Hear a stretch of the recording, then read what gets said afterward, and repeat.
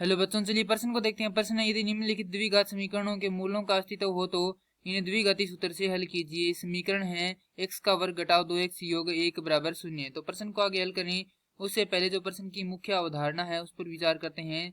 तो इस प्रश्न के लिए जो मुख्य अवधारणा है वह हो जाएगी द्विघाती समीकरण या द्विघात समीकरण। अर्थात हम यहाँ पर यह देखेंगे कि द्विघात समीकरण क्या होती है। तो द्विघात तो वे समीकरण जो ax का वर्ग योग bx योग c बराबर 0 के रूप में हो, द्विघात समीकरण कहलाती है। अब समीकरण है हमारे पास 2x का वर्ग, माफ कीजिए x का वर्ग घटाव 2x योग 1 बराबर 0। यदि अब हम इस समीकरण से तुलना करते हैं तो हमारे पास a का मान आता है 1, b का मान आता है ऋणात्मक 2 और c का मान आता है 1। और विभक्तर से हम जानते हैं कि d बराबर होता है यदि 0 के, तो हमारे पास मूल वास्तविक व बराबर आते हैं।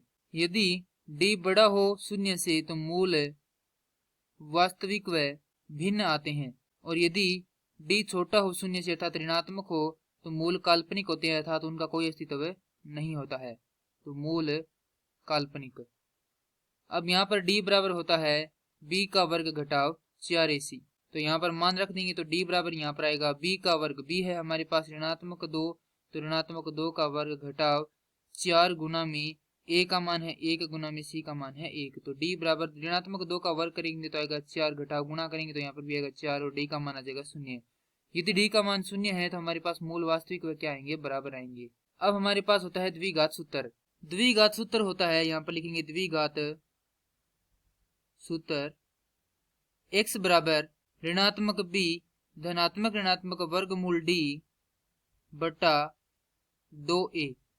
तो यहाँ पर यदि हम x बराबर ऋणात्मक b का मान रखते हैं तो b का मान ऋणात्मक 2, तो ऋणात्मक 2 धनात्मक ऋणात्मक d का मान हमारे पास 0 है, तो वर्गमूल 0 बटा 2 गुना a का मान है 1। तो x बराबर यहाँ से आ जाएगा 2 धनात्मक ऋणात्मक 0 बटा 2। तो जैसा कि हमें पता है कि मूल वास्तविक व बराबर हैं, तो यहाँ से हम क्या करते हैं, किसी भी एक चिन्ह को लेकर हल कर लेंगे। तो यहाँ से आ जाएगा x बराबर 2 बटा 2 बराबर 1। यहाँ पर हमने क्या लिया है, धन चिन्ह है लेने पर। तो हमारे पास x का मान आ जाएगा 1 और दूसरा मान भी क्या आएगा, 1 ही आएगा। अतः इस समीकरण के जो हल है वह है 1,1। मैं आशा करता हूँ कि यह प्रश्न आपको समझ में आया होगा। धन्यवाद।